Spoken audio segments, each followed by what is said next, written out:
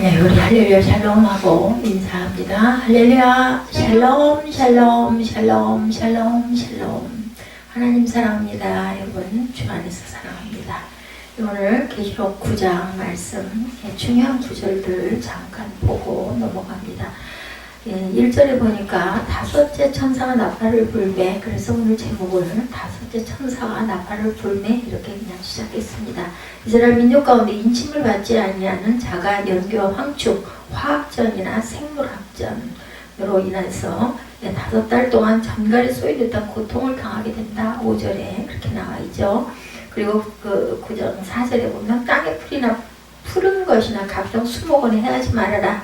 땅의 풀이나 각종 수목을 전혀 해하지 않고 오직 누구만 사람들만 해할 수 있는 전쟁은 화학전이나 생물학전밖에 없다고 합니다. 하나님의 인침받지 아니한 사람들에 대해서 9장 4절에 말씀하죠. 이것은 계시록 7장 4절에서 8절에 이스라엘 각 지파 가운데 하나님의 인침을 받은 사람들을 제외한 나머지 사람들을 합니다. 여섯째 천사가 나팔을 불매 13절에 또 말씀하죠. 이것은 핵전쟁, 세계 인구의 몇 명이 3분의 1이 사망한다라고 나와 있습니다. 요라데 결박한 네 천사 14절에 전장을 붙잡고 있는 네 천사를 이야기하죠.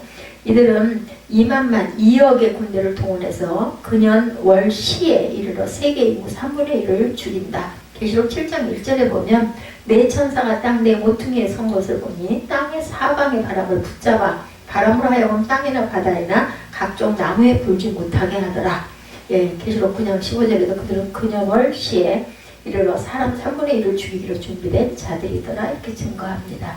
9장 15절에 그년 월 시에 3분의 1을 죽이기로 나오죠. 특정 일시에 이르러 24시간 안에 세계 인구 3분의 1이 이러고도 남죠. 요즘 같아서는 핵 한 방 쏘면은 그냥 24시간 안에 이겠어요? 순간 다 날아가 버리는데 재가 돼버리겠죠.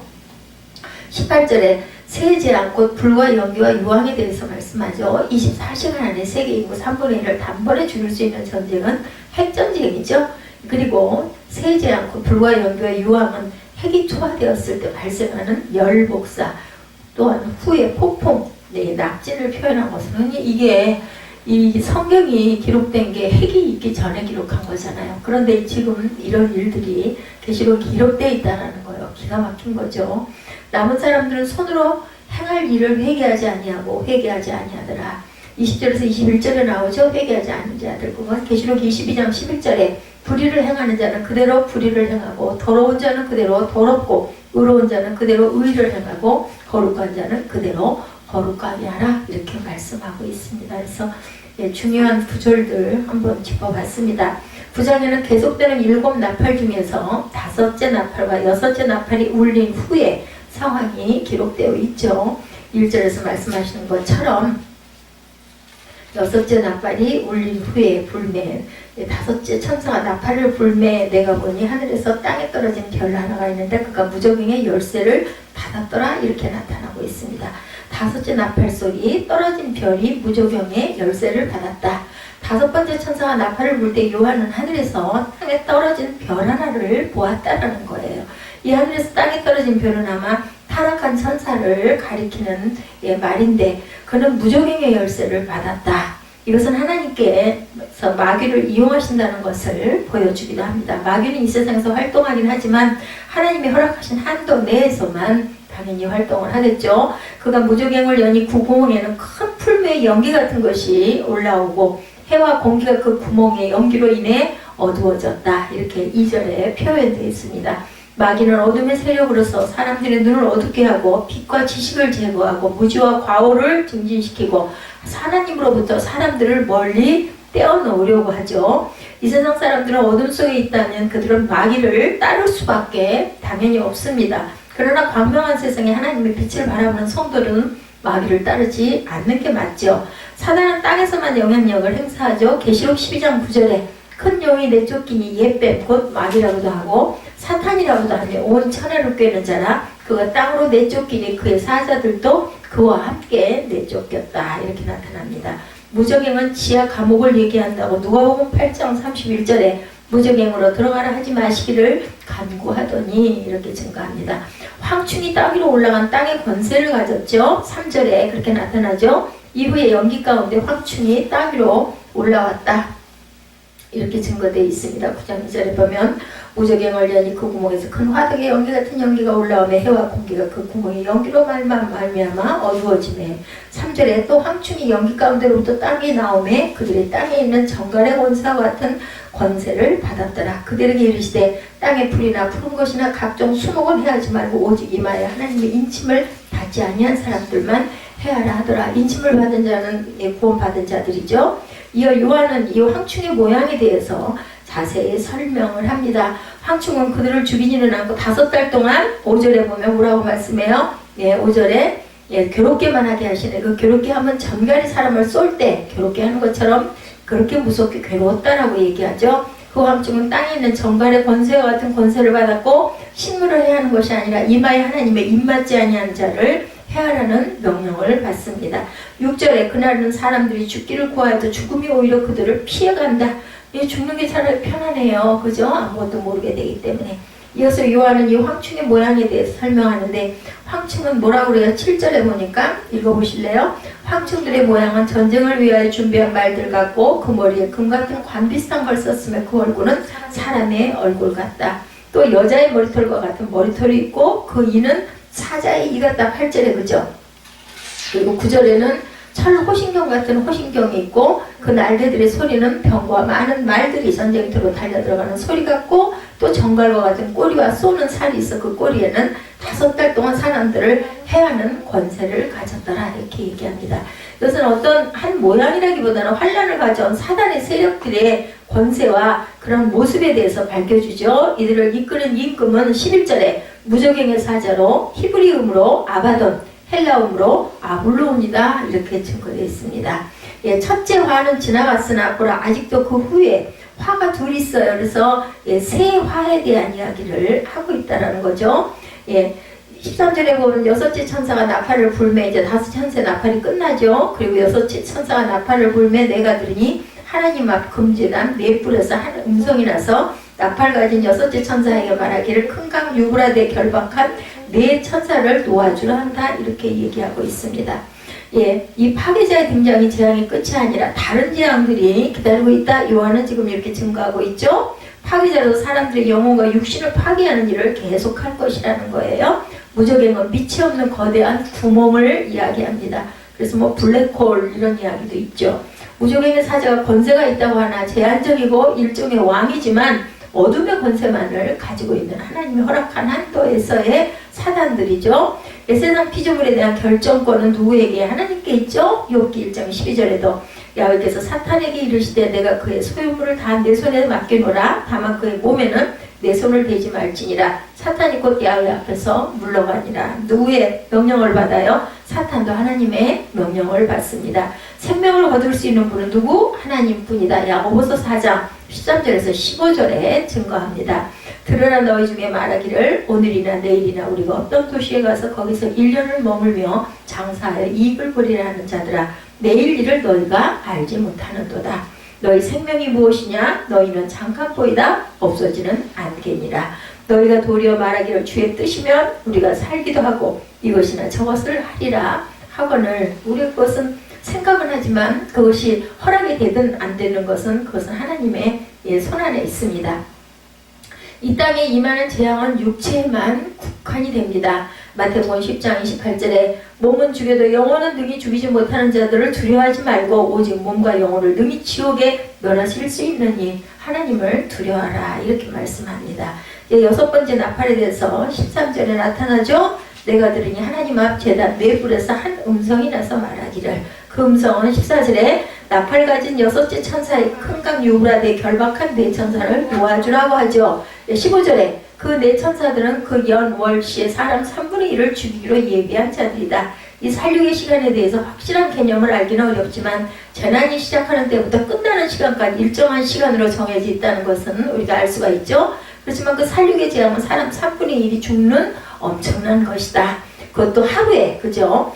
근데 그때 그 시절에는 생각도 할 수 없었겠지만 아까도 제가 얘기했지만 지금 우리 현대에는 뭐 무슨 하루가 뭐 걸려요. 그죠? 순식간에 날아가 버리는데 이러한 재난은 이 세상의 역사에서 발생할 일이 없고 장차 이만 환란 때 있을 것임이 분명한데 지금은 그것을 장담할 수가 없어요.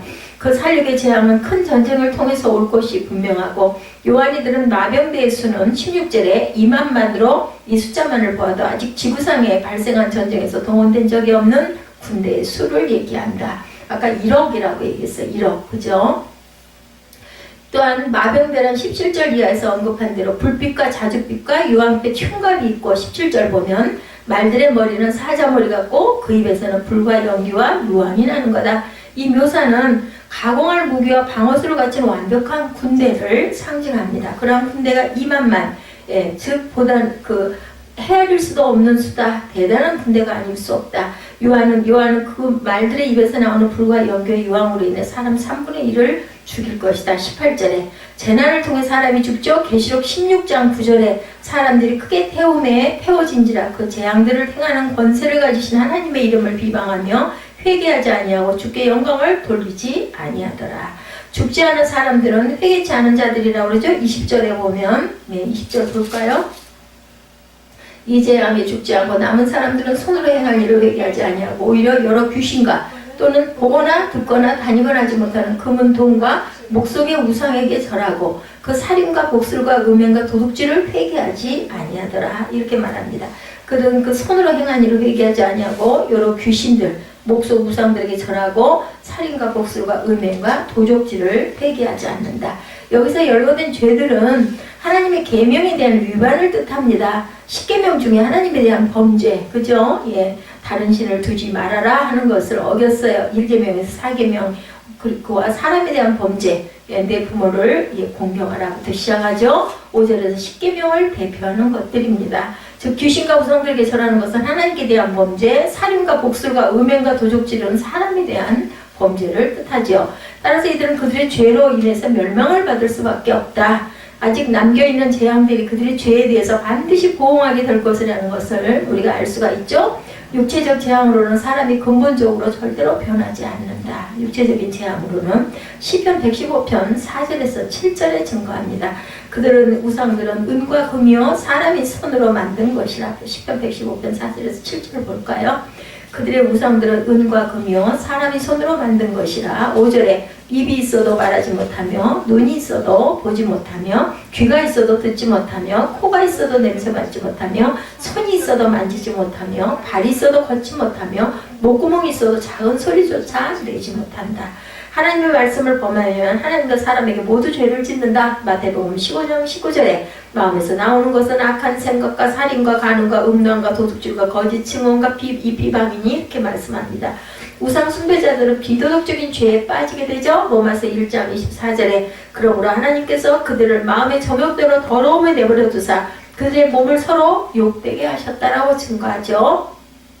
정욕대로 내버려 두면 몸을 서로 욕되게 합니다. 그래서 이 계시록 9장의 5번째 나팔과 6번째 나팔의 재앙에서 우리는 하나님께서 이 세상을 심판하실 때 회개하지 않는 세상의 많은 사람들의 모습에 주의를 우리가 기울여야 되고 하나님께서 진노하시고 그 재앙을 세상에 쏟으실 때 사람들에게 필요한 것은 자신들의 죄에 대한 자각과 회개다. 그런데 이 세상이 점점 악해지면서 사람들은 회개할 기회가 주어져도 회개를 하지 않습니다. 그것은 그들이 하나님의 심판을 무시하는 거죠. 저와 여러분은 세상이 이러한 완악함을 알고 우리 자신이 범죄할 때 언제나 회개함으로 하나님의 긍휼하심을 얻을 수 있어야 되겠다. 또한 세상 사람들 하나님께 인도할 수 있기를 위해서 항상 기도하고 우리가 또 그 기도로 인해서 변화되기를 또한 기도해야 됩니다. 남은 그 나팔 심판에 관한 내용 다시 잠깐 보죠. 1절에서 11절은 다섯 번째 나팔 심판에 관한 내용이 나와 있는데 5번째 천사가 나팔을 불 때 요한은 하늘에서 땅에 떨어진 별 하나를 보았다. 그게 이제 사단이죠. 무저갱의 열쇠를 받아서 여는 것으로 봐서 이 별은 인격체다. 정체가 조금 모호한데 떨어졌다는 표현은 무저갱의 사자인 사단처럼 보이게 합니다. 그렇지만 나중에 사단을 결박한 천사적 존재가 무저갱의 열쇠를 지니고 등장하므로 어쩌면 20장 1절에 보면 그리스도일 수도 있다. 그런 상징을 나타내기도 한다. 무적행은 밑바닥이 없는 그러한 끝이 없는 그러한 어둠이죠. 블랙홀과 같은 그곳에서 큰 풀무의 연기 같은 연기가 올라와 해와 공기를 어둡게 했다. 2절에 그렇게 나타납니다. 짙은 연기 속에 황충이 땅 위에 올라왔는데 땅에 있는 전갈 같은 권세를 받았다. 3절이죠. 황충은 메뚜기의 일종입니다. 구약시대 이스라엘에 대한 강력한 심판을 예고할 때 종종 사용하신 심판의 도구이기도 하죠. 아모스 7장 1, 2절, 요엘 1장 4절에서 7절에도 같은 말씀이 나타납니다. 구약에서 정갈은 항상 유형과 고통을 상징합니다. 신명기 8장 15절, 에스겔 2장 6절, 예수님도 정갈로 원수의 능력을 상징하셨습니다. 누가복음 10장 19절에 증거합니다. 하나님이 자녀에게 주시지 않을 품목에도 비유를 하십니다. 누가복음 11장 12절에 자연재해와 관련된 이전 재앙은 누구나 겪죠. 그런데 파리재앙에서부터 자기 백성을 구별해서 보호하셨던 하나님은 출애굽기죠. 황충재앙에서도 대상을 구별하십니다. 땅의 풀이나 푸른 것이나 각종 수목은 해하지 말고 오직 이마에 하나님을 입맞지 아니한 사람들만 해하라. 오늘 본문 4절입니다. 다섯 번째 인재앙은 고난받은 성도들의 모습을 조명했는데 다섯 번째 나팔재앙은 고난받은 불신자의 모습을 조명을 합니다. 땅에 떨어진 별은 이 재앙을 시작하게 한 존재이고 황충은 이 재앙을 집행하는 존재다. 그래서 두 번 반복한 받았더라 1절과 3절에 같은 표현이 나오는데 이 재앙이 모두 하나님의 주권에 달렸다는 사실을 알려주죠. 하나님이 열쇠를 주셔야 무적행도 열리고 하나님의 권세를 주셔야 황충도 활동을 하게 되죠. 피조물 중에 타락한 후에 사람처럼 회개할 기회를 받지 못한 천사들, 바로 악령들, 그들의 두목은 사단입니다. 하나님은 사단과 악령들도 구속 성취의 도구로 적절하게 활용을 하십니다. 세상의 괴로움을 겪도록 그들을 풀어놓으시죠. 마음껏 활개치게 두시지는 않고 적절히 제한하셨다. 그들은 하나님의 대적자로 표현한다고 해서 하나님과 맞설만한 신적 존재는 절대로 될 수가 없습니다. 하나님은 창조주시고 사단은 피조물이니까 하나님은 입맞지 않은 사람도 죽이지는 못하게 그들의 활동 범위를 제한하시죠. 메뚜기 활동기인 다섯 달 동안 괴롭게만 하도록 활동 기간을 제한하셨습니다. 5절이죠. 그래서 고통은 정갈이 사람을 쏠대처럼 괴롭게 한 것 같다. 그날에는 사람들이 죽기를 구하여도 얻지 못하고 죽고 싶으나 죽음이 저희를 피한다. 6절에 이렇게 증거합니다. 죽을 만큼 괴롭고 절망적이어도 절대로 고통을 피할 수 없는 생고문의 수준이라는 겁니다. 황충의 모양은 전쟁을 위해서 예비한 말들과 같은 그 모습인데 금 같은 면류관 비슷한 것을 머리에 쓴 사람의 얼굴 같은 모습이다. 여자의 머리털 같고 사자 그의 이 같고 철문각 같은 것을 갖추었다고 나타나죠. 날개 소리는 이게 7절에서 10절에 나타나는데 병거와 많은 말들이 전장으로 달려들어가는 소리 같다. 정갈과 같은 꼬리와 쏘는 살도 있는데 그 꼬리에 5달 동안 사람들을 해하는 권세가 있다고 말씀합니다. 모양과 권세가 실제 메뚜기와 달라요. 메뚜기처럼 풀이나 수목에 해를 입히지도 않고 황충은 초자연적인 존재. 황충 재앙도 이전 재앙과 달리 아주 초자연적이다. 죽지 않으면서 영원히 고통받는 것이 지옥인데 인을 맞지 않은 사람들에게 지옥의 고통을 세상에서 맛보게 한다. 예루살렘 함락 때 주님 말씀을 믿고 산으로 피한 성도는 살았지만 불신했던 자들은 로마 군대가 포위한 5달 동안 꼼짝 할 수 없는 고통을 겪습니다. 황충 재앙이 그때 1차적으로 성취가 되죠. 그런데 황충이 입맞지 않은 자만 구별해서 고통을 줄 수 있는 더 확실한 현장은 이제 실제 전쟁터라기보다는 영적 전쟁터를 의미하고 있습니다. 황충은 구약에서 바벨론 군대를 상징했던 표현이기도 했죠. 에레미야 51장 27절, 요엘 1장 6절, 그리고 2장 4절에서 7절에 증거합니다. 그 후 로마 제국의 전차 부대, 말과 기수가 갑옷으로 완전 무장한 중세 기사, 미사일을 장착한 20세기 공격형 헬기, 21세기 군사형 드론이나 전투 로봇 등 황충 비슷한 것들이 시대마다 등장을 합니다. 그렇지만 계시록의 황충은 물리적 실체가 아니고 황충 때는 떠받드는 임금이 있는 영적 실체를 상징합니다. 무적행의 사자이기도 한 그 임금의 이름은 히브리어로 아까 나오죠. 아바돈, 헬라어로 아발루온. 11절에 사단의 별칭입니다. 황충 때는 사단과 악령들을 상징합니다. 영적인 실체라서 이마에 하나님의 인을 맞지 않은 사람만 정확히 분별해서 공격을 한다. 첫 번째 화에 사용된 상징들의 전체 이미지는 출전 준비가 끝난 군대입니다. 공포를 느끼게 하는 특수부대 이미지를 통해서 희작과 심판을 강력하게 경고를 하죠. 실제 전쟁도 하나님께서 언약 배반자들을 심판하실 때 사용하시는 도구 중에 하나입니다. 전쟁은 야훼께 속했으므로 주권자에게 진노하실 때 전쟁이 일어날 수가 있죠. 그런데 하나님은 늘 재앙보다는 뭐를 생각하신다? 우리 예레미야 29장의 11절에 재앙보다 평안이다 이렇게 말씀하셨었죠. 전쟁을 경고하시는 까닭은 멸망을 막을 의인을 찾기 위해서다. 에스겔 22장 30절입니다. 하나님의 인을 맞은 의인도 전쟁이 나면 당연히 고통을 받게 되죠. 그렇지만 고통의 의미가 악인과는 달라서 절망과 공포에 사로잡혀 죽지 못해 살지는 않습니다. 베드로전서 1장 7절에 증거합니다. 사단과 악령이 물리적 전쟁 배후에서 활동할지라도 의인이 누리는 신령한 복을 해칠 수는 절대로 없다. 입맞은 사람들은 전쟁 같은 환경을 함께 겪을지라도 악령에 의해 직접 해를 입지를 않습니다. 이제 첫째 화에 관련된 환상이 12절에서 지나갔죠. 그리고 13절에서 21절은 둘째 화, 곧 여섯 번째 나팔 재앙을 계시한 내용이 쭉 펼쳐지죠. 요한은 하나님 앞 금단 네 뿔에서 나오는 한 음성을 듣습니다. 제단 안에서 부르짖던 순교자들의 간청과 모든 성도의 기도가 모여있는 금제단이 있었죠. 그리고 공의를 바라는 성도의 기도가 모인 곳에서 천사에게 말하는 음성이 나옵니다. 이게 8장 3절에 나타나 있었습니다. 6장 9절에서 11절에도 있었고요. 자연을 통한 간접 재앙뿐 아니라 인간에게 내리는 직접 재앙도 성도들의 기도가 기반인 것을 보여주죠. 오늘 본문 13, 4절에 큰 강 유브라데에 결박한 네 천사를 놓아주라 이렇게 증거합니다. 유브라데는 아브라함이 약속받은 땅의 동쪽 경계선이에요. 창세기 15장 18절에 유브라데가 이렇게 증거해서 나옵니다. 언약 백성을 심판하는 도구로 쓰였던 아수르 제국, 바벨론 제국, 페르시아 제국이 예루살렘을 침공할 때 이 강을 넘어왔어요. 무슨 강?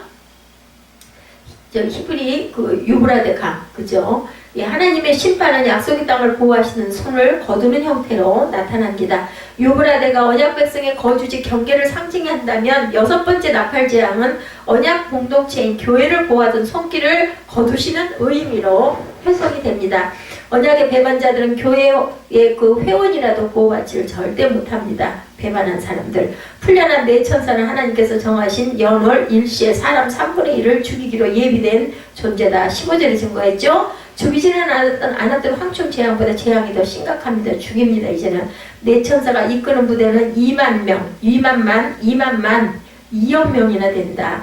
요한은 환상 중에 마병 부대의 모습을 자세히 보았어요. 기술은 불빛과 자줏빛과 유황빛 흉갑을 둘렀고 말머리는 사자머리 같았고 말 입에서는 불과 연기와 유황이 나왔다. 17절이죠. 전쟁터에서 흔히 볼 수 있는 이 세 가지 재앙들로 사람 3분의 1이 죽임을 당한다. 18절에 하나님의 백성을 대적한다는 관점에서 악령들과 언약 배반자들의 한 팀이 됩니다. 그러니 발람의 길을 걷는 자들이나 니골라당이나 이세벨의 추종자들은 사단에게 상을 받아야겠죠. 그들이 사단의 머리들이에요, 보면. 그런데 실상 언약 배반자들이 악령에 의해 치명적인 타격을 받습니다. 역사에서 반복되었던 악령의 속임수, 둘째 화에 등장하는 말들도 실제 말은 아니죠. 이 말들의 힘은 19절이죠. 그 입과 꼬리에 있으니 꼬리는 뱀 같고 꼬리에 머리가 있어 이것으로 해야 한다. 이렇게 모습이 상징적으로 나타납니다. 오늘날 유브라데 강 주변에 크루드족이 살고 시리아와 이란과 이라크와 터키가 그들을 둘러싸고 있어요. 전쟁의 위험이 큰 지역이라 실제 전쟁과 최첨단 전쟁 무기를 연상하기 쉽지만 상징적인 표현이고 배교와 언약 공동체와 불신자들을 향한 화를 예언했던 구약 표현을 빌립니다. 둘째 화도 가깝게는 예루살렘 함락으로 멀리는 신약의 언약 배반 공동체의 치명타를 입힘으로 성취된다. 둘째 화에서 죽지 않고 남은 사람들은 그럼 어떻게 반응을 하나? 그 손으로 행하는 일을 회개하지 않죠. 도리어 각종 우상을 더 숭배한다. 하나님의 경고는 가볍게 여기고 이전에 행하던 살인과 복수가 음행과 도둑질은 계속한다. 20절과 21절이었죠. 신구약의 말씀 그대로 슬기로운 자는 재앙을 보면 숨어 피하여도 어리석은 자들은 나아가다가 해를 받는다. 잠언 22장 3절 말씀입니다. 다만 내 고집과 회개치 아닌 마음을 따라 진노의 날 곧 하나님의 의로우신 판단이 나타나는 그날에 이 말 진노를 내게 쌓는다. 로마서 2장 5절에 증거합니다. 심판이 죄인의 본성을 바꾸지 못한다는 사실은 노아 홍수 사건에서 이미 증명되죠. 노아 후손 중에 다시 악인이 번성합니다. 그렇다면 하나님께서 끝내 돌이키지 않을 것을 아시고도 바로와 그 백성을 심판하셨던 이유는 하나님의 능력과 이름을 드러내시려는 목적 때문이었다. 출애굽기 9장 15, 16절에 증거합니다. 하나님의 진노하시는 손길을 두려워하고 회개하는 태도는 하나님의 인을 맞은 사람들만 보이는 반응입니다. 바로의 백성 중에 회개한 소수도 겉모습만 바로의 백성이었을 뿐이다. 하나님의 인을 맞지 않는 사람은 재앙을 내려도 돌이키지를 않습니다. 재앙이 두려울수록 더 우상에 의지하죠. 이 땅의 것에 대한 집착이 많아서 사울처럼 자기가 추방했던 점숙물가들을 다시 찾기도 합니다. 그렇다면 그들에게 경고의 나팔과 회개의 기회는 무슨 의미일까? 죄성을 폭로해서 하나님의 심판이 의롭다는 사실을 만천하에 선언하는 의미. 10가지 재앙으로도 바로는 절대로 회개하지 않고 도리어 더 완악해졌다고 하죠. 재앙이 바로를 완악하게 만든 것이 아니라 바로의 본성 속에 원래 있었던 지독한 완악함을 공개합니다. 그래서 바로는 최후 심판에서도 변명도 할 수가 없었어요. 한날 한시에 똑같은 재앙이 쏟아져도 하나님의 진노가 그런 모든 사람들에게 선택받은 사람들에겐 죄에서 돌이키게 하는 사랑의 회초리로 작용을 하고 선택을 받지 못한 자들에게는 죄 중에 멸망하게 하는 몽둥이로 작용을 합니다. 그러니 계시록에 기록된 하나님의 진노가 아무리 무시무대하다 해도 공포와 절망을 느낄 일은 아니다. 하나님을 믿고 온전한 성도들은 두려워할 필요가 없습니다. 하나님을 희미하게 저버린 경외심을 회복할 기회로 우리가 삼아야 되고, 이런 무서운 재앙의 것들이 계시록에 기록되어 있을 때 지금 현대에 대한 것들이 이렇게 상징적으로 의미가 돼서 지금은 하루가 아니라 한순간에도 우리가 잿가루가 되어버릴 수밖에 없는 허무한 존재일 수도 있다라는 것, 시간을 그리고 하루를 내 마음대로 살아갈 수 있는 것은 절대 아니라는 것을 깨닫는 저와 여러분들이 되시기를 주님의 이름으로 축복합니다.